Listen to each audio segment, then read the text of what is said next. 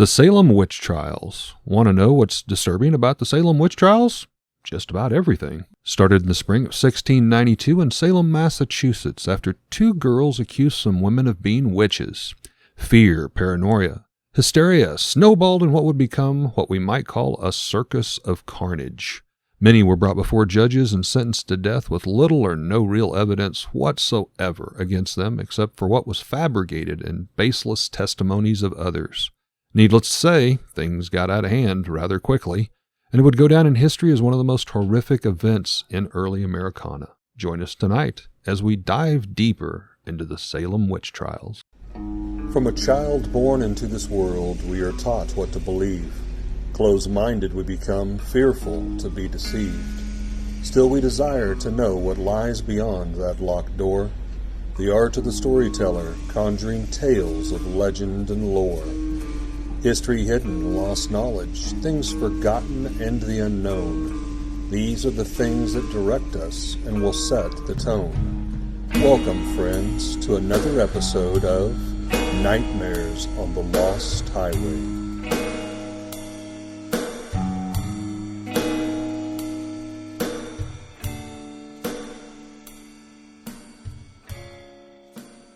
Well, before we jump into this episode, Eric, I've talked a little celebration. This will be our 50th episode. 50th! Which, if my math is correct, we should have done about a year ago if we were doing one every week.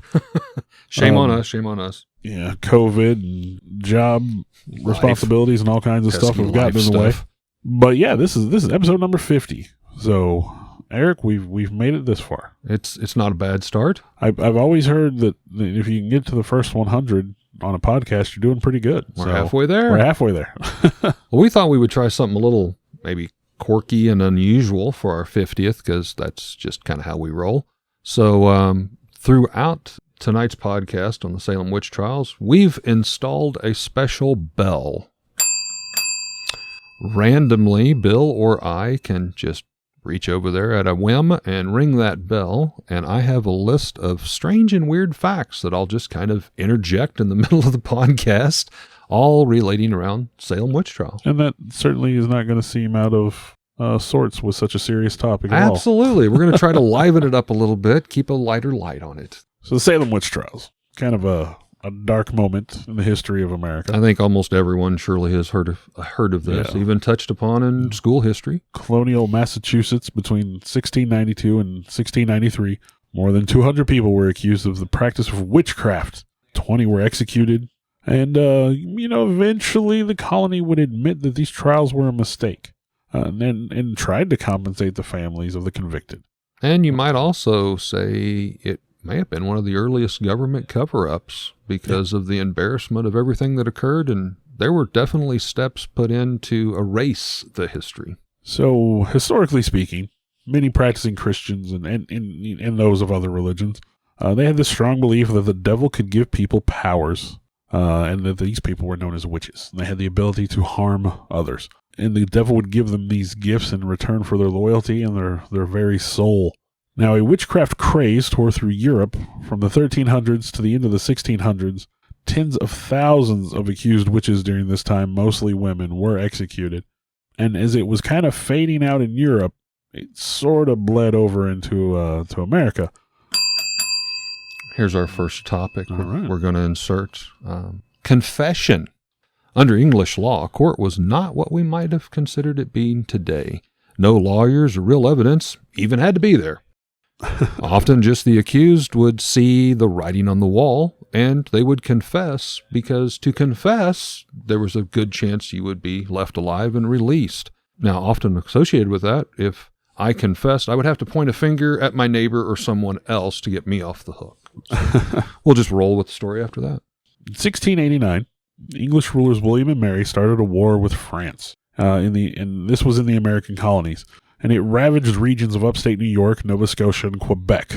Now, you may not understand how this gets to the story that we're going to, but trust me, we need this little bit of background to kind of explain why we get where we get to. The refugees from those regions fled to the county of Essex, and specifically to Salem Village. Salem Village is presently known as Danvers, Massachusetts, and what was colonial Salem town is now known as Salem. So these displaced peoples started to cause a strain on the resources of Salem. And that aggravated the existing rivalries between families and the families that had ties to the wealth of the port of Salem and those who were depending on agriculture. These families saw, their supply lines being strained and there was, let's say, strife, anger, at these refugees for coming in and causing these problems. So there was also some controversy over the Reverend Samuel Parris, who is very important in this. He became Salem Village's first ordained minister in 1689. He was disliked because of his rigid ways and his greedy nature, which I think we all agree greedy is not words you're looking for in your minister. You wouldn't think not. The Puritan villagers believed that all this quarreling was the devil's work. So this kind of, we kind of touch fire to this bonfire, if you will, in January of 1692, when Reverend Parris's daughter Elizabeth, age 9, and his niece Abigail Williams, age 11, start to having what they call fits.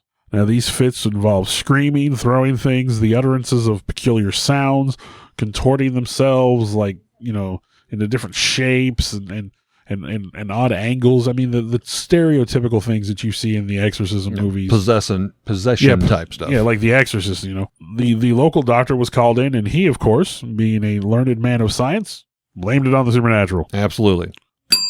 All right, it's time for another weird fact. Witch cakes.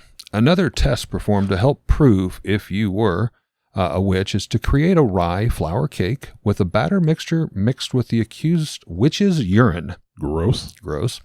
It would then be offered to a dog to eat, and if the dog developed the same symptoms of the witchcraft and then would go over and possibly sniff that person, obviously the dog was identifying you as a witch. Why a dog?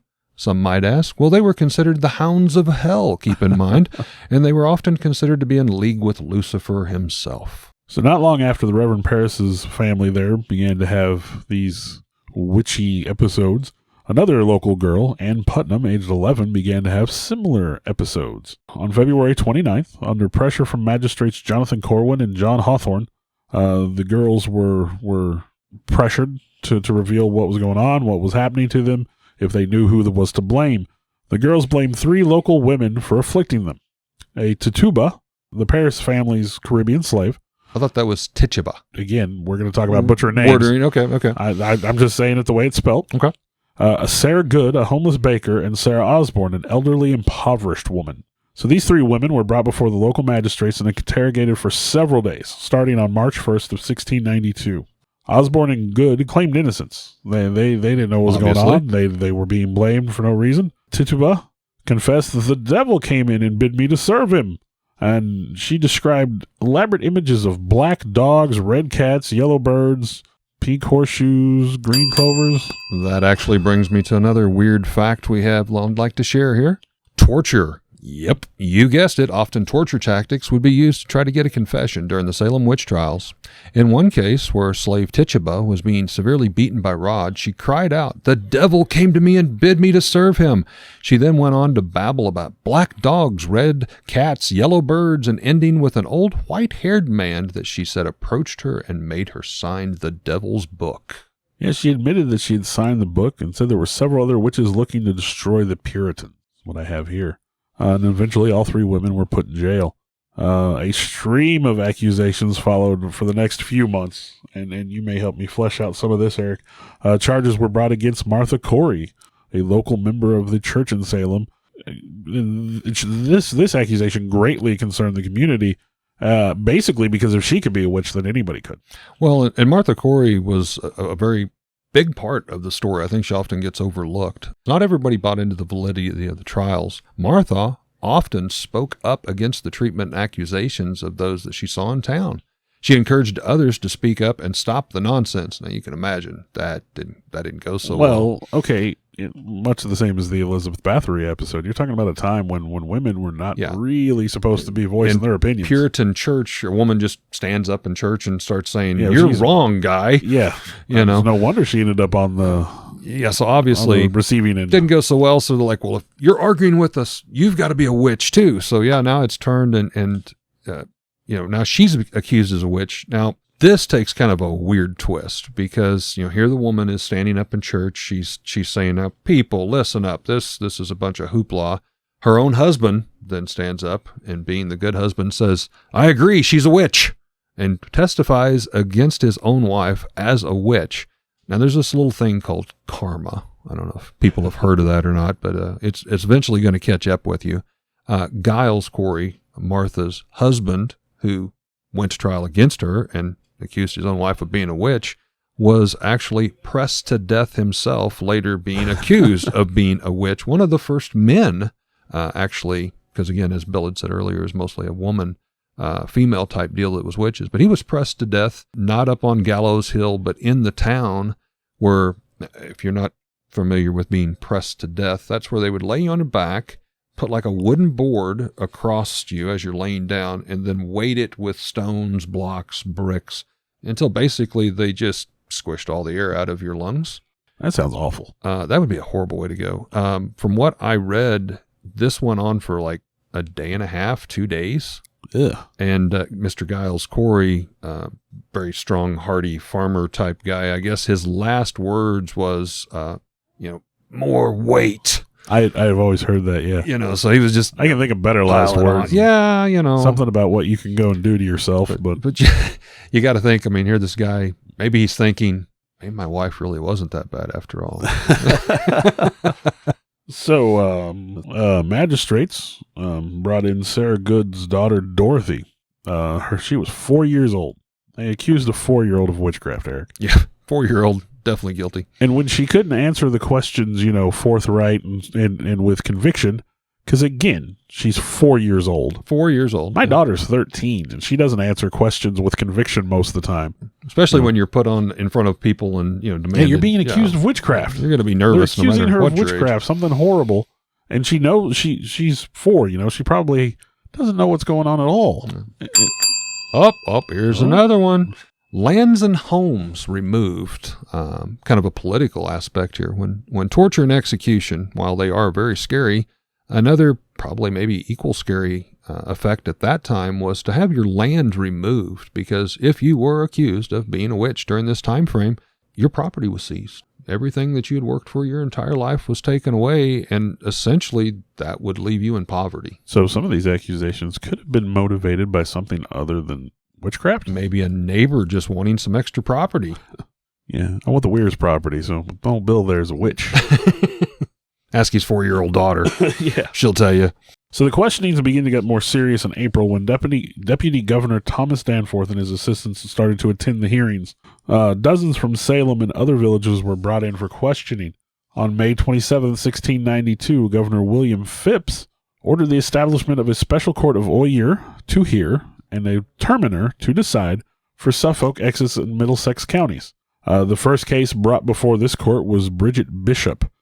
She was an older woman known for her gossipy habits and promiscuity. A busybody. So, yeah, in more ways than one. and again, these are habits that would probably be frowned upon.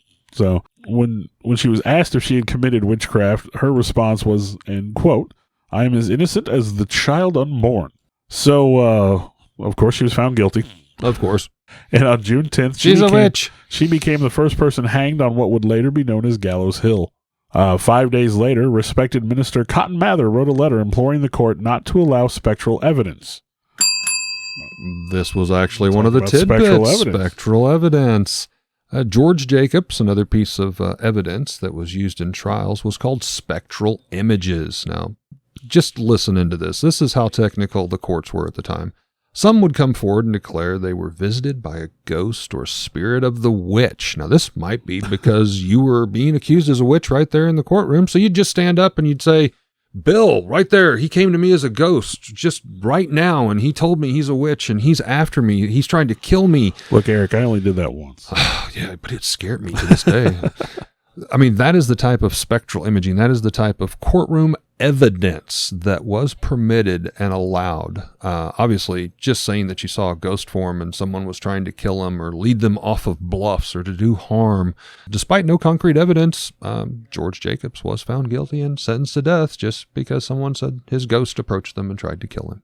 Yeah, that's real hardcore scientific evidence. That's pretty technical stuff. I don't know why anybody would be afraid of being going to court in Salem. After Minister Mather wrote the letter to the court about disallowing spectral evidence, they went ahead and ignored that request because, why would you in any way, shape, or form not listen to people talk about ghosts?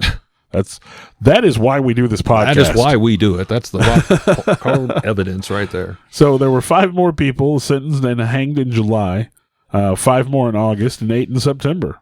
October 3rd, following in his son's footsteps, Increase Mather, which is an interesting name. Increase. Who was then president of Harvard, denounced the use of spectral evidence yet again.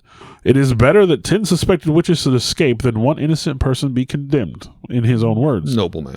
So he seemed to be a good dude. Governor Phipps, in response to Mather's plea and his own wife being questioned at the time now, he prohibited further arrests. He said, okay, we've had enough of this. I thought this part, I'm going to interject here. This guy, he's just kind of kicked back watching everything unfold for like 2 years. Yeah. And now all of a sudden his wife gets accused of being a witch. He's like, now hold on, people. Maybe we're taking this a bit too far. This is nonsense, So, yes, literally the governor of Salem, William Phipps, maybe, obviously, he could have stopped it much earlier, but 2 years goes by, his wife gets accused, and he pivotally, almost instantaneously stops the witch trials. He prohibits further arrests. He releases many of the accused witches, and then he dissolves the court of Oyer and Terminer on October 29th, replaces it with a superior court of judicature. Here's yet another. I'm glad you can define this one. Well, I'm not going to actually touch on that one, but because we are removing ways to do witch trials with the whole spectral ghost images, something new was created, and it was called door-to-door witch hunting. Oh, awesome. I don't know. It's kind of like Avon's calling. Hey, knock, knock. Knock, Are knock. you a witch? Believe it or not, this was a practice encouraged by the local magistrate to go door to door to get people to essentially rat out their neighbors and report any strange or unusual behavior that might seem witchy. That was the word that was used. Obviously, I know a lot of people that are witchy. Yeah, I do. This obviously didn't help things and actually fueled the fire even more for putting neighbor against neighbor. The people were afraid to go out in town. They were afraid to commune, to speak, to gather, to do anything, because you might have that knocking on the door and be like, Bill, has there been any witchy behavior going on around here? Right, so after replacing the court of Oyer and Terminer with the court of judicature, which disallowed spectral evidence at the suggestion of Increase Mather and of Governor Phipps, they only condemned 3 out of 56 defendants after that. Phipps eventually pardoned all who were in prison on witchcraft charges by May of 1693, but by this point in time, the damage had been done. 19 were hanged on Gallows Hill. A 71-year-old man was pressed to death with heavy stones. We talked about him. More weight. Nearly 200 people overall had been accused of practicing witchcraft. Another interesting fact, burned at the stake. We all hear this and associate it with witches. While this was popular myth, might be told that this was the main form of the death sentence, but it's untrue. Burning at the stake was actually a European form. Here in the United States, the common practice was actually hanging. Did a little bit more research on the hanging, and it's not what you might also think of the, kind of cowboy western town where a nice deck was built and the trap doors. And all that. No, back then they would just find a big tree and they would throw up a wooden ladder. It's like the old school lynching type. The hangman would be like sitting up there on the branch that the rope would tied to. You'd be expected to climb the ladder, obviously somebody kind of pushing you up the ladder. A bag would be put over your head, and rather than being dropped to snap your neck, the words roll them off. They would tilt the ladder, and you just kind of spin off the ladder and twirl and strangle. This could go on for as much as 8 to 10 minutes, as basically you're just being crushed and not allowed to breathe. Well, I'm sure that's not meant to sound good in any way. It just sounds awful. It was not a quick death. There was no snapping of the neck. You just suffocated. And imagine you're the 4th person to be hanged. So you get to watch 3 people before you go through this. It would absolutely be terrifying. Absolutely terrifying.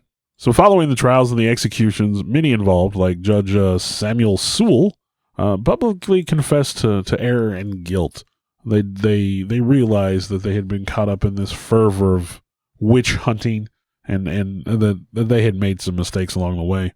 And let me say this kind of goes back to what they called the Witchcraft Act. The trials were mostly supported by the United Kingdom's Parliament Act of 1542.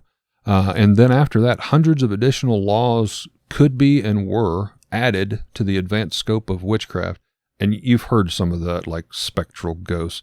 Basically, you had this book of the law, and it was just kind of freely handed out. And it's like, hey, if you want to add anything, any good ways to try to track down a witch, just write it in here, and it's good to go. So January 14th, 1697, the General Court ordered a day of fasting and soul searching in sort of retribution for what they had done.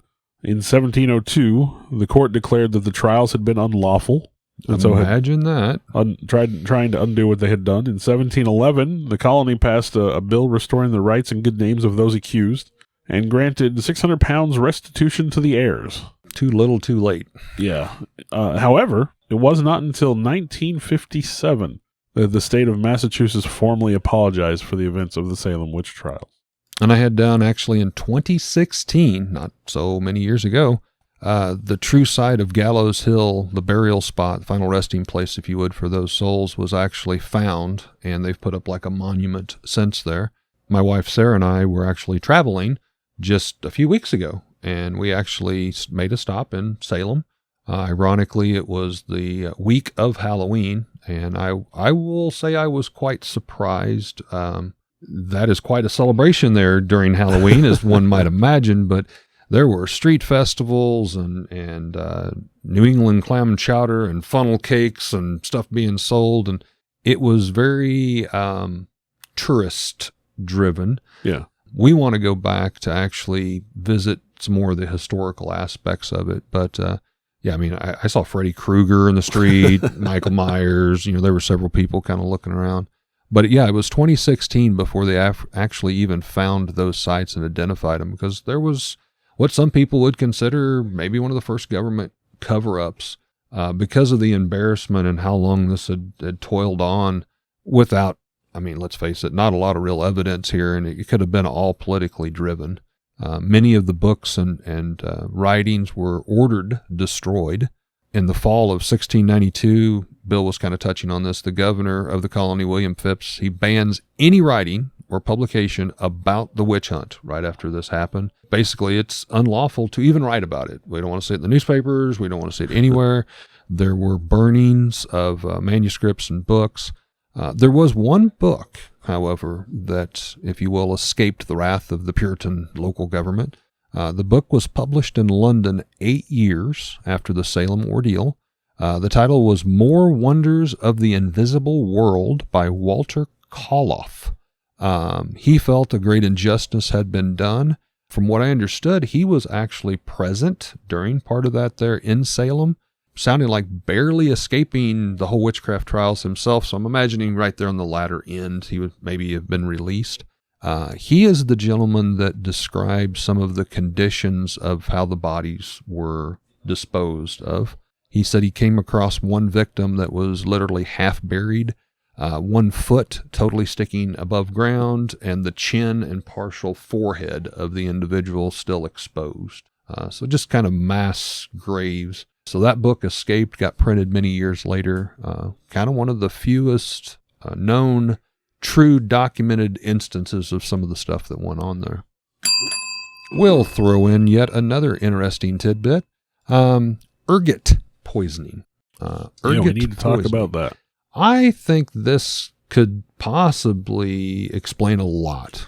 I was not familiar with what ergot poisoning was, but one theory is the trials could have been fueled by ergot poisoning of the town. That is a fungus that affects and grows in rye grain in what was described as moist, warm conditions. Well, it can be found on like rye and wheat, any of the cereal grasses that would have been used at the time. I would assume barley, possibly. Quite common, from what I understand, in the climates of Salem. The poisoning could cause a lot of the same symptoms of witchcraft, including spasms, fits, convulsions, delusions, vomiting, and basically hallucinating. Yep. So that's exactly what some of the young girls and stuff were implying. Imagine all of that, all those people, 20 dead, people jailed, 200 accusations, families ruined, reputations destroyed because a village ate bad bread. Bad bread. Crazy. Well, I've got a few more tidbits I'll kind of run through here. Animals on trial. Sadly, not only were humans caught up in the Salem Witch Trials, but also dogs in particular, and we touched upon this earlier. Dogs were considered at the time hounds of hell and in close relationship with the devil. The furry pets and guardians were often accused of bewitching someone. In one recorded incident, a girl claimed that the neighbor's dog bewitched her. The dog was shot and put to death immediately. Mr. Reverend Cotton Mathers steps forward, however, and he said, well, that dog couldn't have been the devil, because if we would have shot the devil, it wouldn't have killed him. So the dog was released. Unfortunately, again, too little, too late. Another instance during the Salem Witch Trials was called the touch test. With this test, while the afflicted was having a fit or convulsion, if a witch, accused witch, would touch them and those instances would stop, well, then that's proof that that was a witch. They could turn it on, turn it off.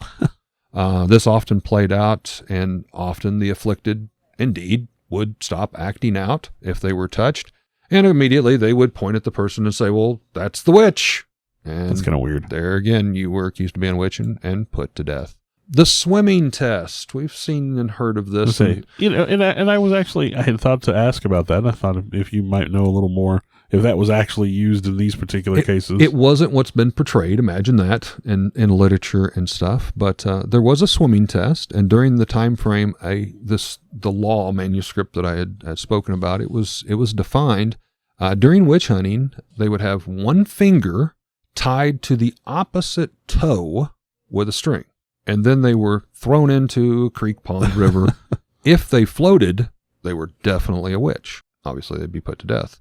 Now, the downside of this was if you waited too long and they didn't float, they could drown. But while they died, you were declared that you definitely weren't a witch. So you could just straight back to Monty Python and the Holy Grail with that. Exactly. Crazy. Now, another thing you've got to consider during this time frame was smallpox. Smallpox went along the same time frame as the Salem Witch Trials. There was actually a recorded smallpox outbreak in that exact region. Reverend Cotton Mathers, once again, he comes forward, and this is where he accused Martha Carey, as being a witch, of casting this hex upon the village, calling her a withered hag and the queen of hell herself. Now, no evidence was ever proven to this, and instead she was just considered an independent thinker and unsubmissive. This goes on with the husband that went against her and was later pressed. But smallpox is where you break out with all the little small red afflictions on your skin. And obviously, in a time where medicine was new and not everybody could read and write, that could be very scary and would look like a possible hex or a spell had been cast. I think a lot of it just goes back to mass hysteria. Back then it's doubtful most villagers in Salem even understood, maybe didn't even comprehend what was happening. They were knocking on the doors, asking you to confess. They were intimidated. They were scared. This whole mass hysteria, the social psychology, it's actually a psychological condition with stress, malnourished individuals. And sadly, the hysteria only snowballed, and rather than it fizzling out in a short period of time, as we talked about, this went on for like 3 years. Well, and again, we sort of touched on it with these uppity broads, right? I mean, having opinions and doing things on their own. How dare they? Independent free speakers. These girls even, I mean, they were just kind of acting up, maybe. They weren't doing what they were told. The next thing you know, they're pointing fingers and accusing people of witchery, and they were different times. They were different times. A lot of these stories, when you go back 300 or 400 years, and what we consider societal norms now, it wasn't the same back then. I mean, literally, that one woman was basically accused of witchcraft because she was kind of a loudmouth, The busybody. Yeah, busybody. Yep. Like, she's out there talking about people having opinions, so she's clearly a witch. Well, the mass hysteria that I mentioned was actually defined as conversion disorder, and I can definitely see where this was, but as young children, at that time frame, children weren't allowed to be children. I mean, they worked, especially the young girls of the household. There was, laundry to do, cooking to do, harvesting to do, whatever. So you would think as a young person, a young child, you would kind of resent that. Some of the servants were brought in and they were punished for bad behavior. They're going to lash out. And especially if you come to, has Bill ever mistreated you? Well, yeah, he's a witch because he smacked me one night, And I don't remember exactly when it's set, but there's a movie from a few years back called The Witch. It's they say it's a horror movie, and I would say that the horror and the terror definitely comes from the way people were treated, and it's I would say it's probably a similar time frame, but yeah, it's a very it's a family dynamic where the father is very much the man in charge. Mm-hmm. They do what he tells them to do, and when the daughter questions him even the least little bit, then she's labeled a troublemaker. Very submissive family. Now, of course, it being a horror movie, it turns out there's actual witches by the end of it, but for a big chunk of the movie, it's sort of just a slice of life of how things were and how repressive the society was. And like you said, you go to a servant and say, hey, were you ever mistreated? Well, I mean, that was commonplace. Absolutely. You could go to children. You could go to wives. Those were households where the men called the shots. And if you questioned what he was saying, even if what he was saying made no sense, it didn't make a difference. Yeah, you get a slap in the face just for mouthing out. A lashing. So times were different. Mm-hmm. And like I said, an opinionated woman in that day and age, well, it was just easier to label her a witch. Yeah. And then all the horrible things that they did to witches. Yet another, we had touched about George Burroughs. Now, he was the minister. I mean, not only was he a man, which was unusual at the time for being convicted as a witch, but the minister George Burroughs was sentenced to death and a hanging. And this is how paranoia and hysteria was at the time. He started quoting the Lord's Prayer right as his last words. And from what the writings are, the people that were watching started turning against the people who convicted him as a witch. Because if you're a witch, by all means, you're not supposed to be able to quote the Lord's Prayer. The man quoted it without stumbling from start to finish. Mr. Cotton Mathers, however, steps forward once again. He's an instigator. I'll just label him as that. But he's like, oh, do not be taken by the tools of Satan. Lucifer's trying to trick you. Through all things, the devil can make this happen. He must just be a stronger possessed witch, because he can do this. Where always before, that was actually a sign. If you could quote the Lord's Prayer, you could not be afflicted by the demon or be a witch or anything of the sort. But in modern day, don't we accept that in possessions, like the devil knows scripture and he can repeat that? That's kind of evolved through the years. I grew up in a very religious household, and one of the kind of things that was told to me by our youth minister was always remember the devil sits on the front pew of the church. And it was just kind of stuck with me. Well, with your Bible lore, he was an angel, and mm-hmm. and a lot of people tend to forget that. They think of him as just this vile evil, and his origins were holy. So I want to close tonight with kind of taking us back to kind of the peak of the Salem Witch Trials. This was recorded in August of 1692. People had traveled from all over, probably 100-mile radius, and that particular day, 5 people were to be hung for witchcraft in the little town of Salem, Massachusetts. Quite the stir. People were gathering up. They followed the wagons. They were chanting, it was actually the 3rd day of hangings, but on this day it was different because there were 5, a total of 5 convicted. 4 were men of those 5. And again, as we talked about, men being accused of witches was very uncommon. One of the men was the prominent minister that we'd spoke about. The second was a distant relative of mine. Actually, his name was John Proctor. My mom's side of the family, we go back to the Cooks and the Proctors. He was a very well-respected tavern keeper, a churchgoer, businessman, upstanding Protestant churchgoer, just totally a successful man, well-liked. He would be the last to hang that terrible day, meaning that he had to watch the previous 4 people being put to death. As I had mentioned on the hanging, was not a pleasant sight. The events that began earlier that year in January, just by 2 small girls, Abigail Williams and Betty Paris, pointing fingers. Could it have all been stopped? Yes. Was it all blown out of proportions? Absolutely yes.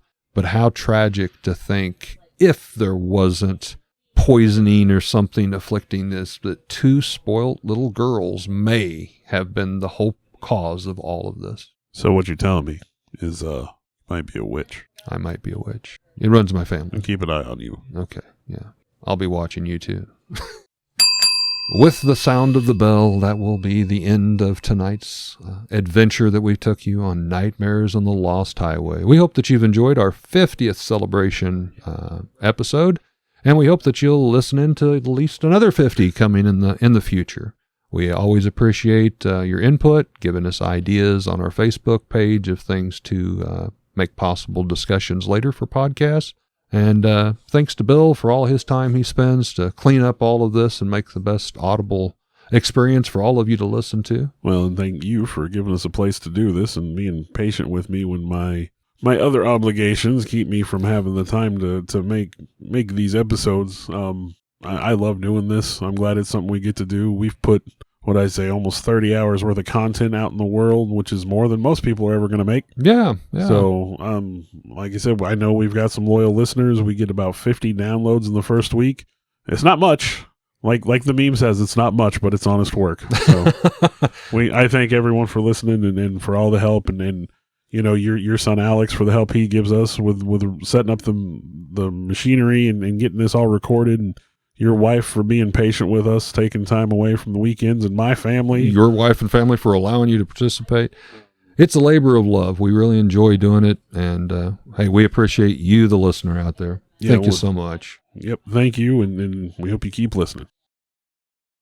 We'd like to give a shout out to our first paying sponsor, Raven's Loft. That's our family shop here located in Lebanon, Missouri. It's your one-stop gaming, vintage toy, and collectible shop where you can find Star Wars, Transformers, G.I. Joe, comics, vinyl records, role-play gaming, Magic the Gathering, and so much more. We're located here at 223 West Commercial, downtown Lebanon, and also in our second location, also here in Lebanon at the Heartland Antique Mall. We'd like to thank Raven's Loft for again supporting Nightmares on the Lost Highway. I want to take a time to thank the people that helped bring this all together. Alex Tudor, you can almost call him our producer at this point. Sarah Tudor, who also helps with some of the technical stuff. I want to take a moment to extend thanks to Eric for letting us use his space to record in, kind of our makeshift studio. I, in turn, would like to thank Bill for, one, putting up with me and using this camaraderie to do something we both very much love and enjoy doing, and thank Bill's family for allowing him to spend all the time to work and clean up our recordings and present them in what you hear in the final terms, the final edition, if you will. And I'd like to thank all of you for continuing to listen. I know we've got some loyal followers out there. We do this as a labor of love, but we're happy that there are people that enjoy it hopefully as much as we do. Thank you very much.